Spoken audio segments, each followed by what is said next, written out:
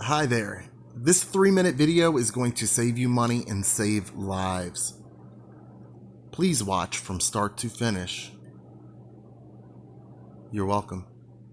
All right, kids, pay attention. I just picked up these groceries right here and something magical happened. I have a fix for you. How to fix your bumper sensors, your parking sensors if they don't work. This is a Nissan Quest. It's got 4 sensors on the back. They utilize sonar. We'll get more into that in a minute. If one goes out, the whole system goes down, okay? That was the story with mine until I fixed it.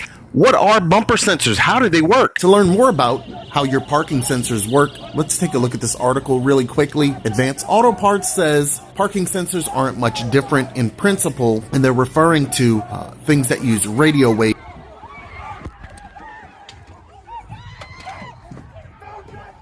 that bounce off and back to the sender. But instead of radio waves, your vehicle's parking sensors more than likely use ultrasonic waves, which are like what bats and dolphins use as echolocators, which is pretty cool. So the sensors emit a wave, it reflects or it bounces off the object, it calculates how much time it took for that wave to return, kind of any changes in the wavelength itself, like did it come back straight or whatever, and all this stuff is getting calculated by the bats and the dolphins that are built into your bumpers. And if it is programmed and it detects that you're within a proximity of whatever, is the warning proximity, and you might hit it, you start getting a beep. And most vehicles, the closer you get, the faster it beeps, creating a sense of urgency, and it's like, hey, don't hit me.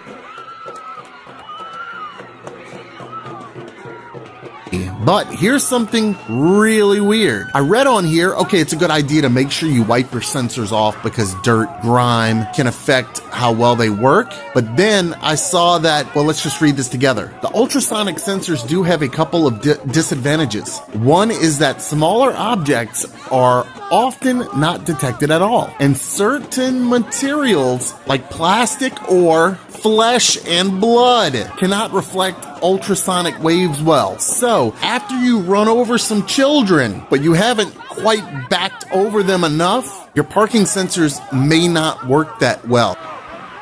I would say at this point, it's safe to assume you're like, Ryan, get on with it. How did you fix it? I'm about to show you. But first, let me verify that it actually works. Check it out. We're going to go ahead. I'm going to back in. I'm going to go ahead and back into the driveway so that way you guys can hear the sensor. This is the first day it worked in months. As we get closer to this object, it should beep or we're going to hit it. Oh, we're beeping. We got a little beeping. Oh, yeah, we got the beeping. But how'd you do it, Ryan? How did you get the beeping? Yeah, the beeping sounds good. It sounds great. I want mine to beep, Ryan. Will you please show me? All right, you guys. Here's how I fix my parking sensor. Let's talk about the tools you need. All you need is a big-ass pothole. That's right. I ran over a big fucking pothole, and it started working. Where? Oh!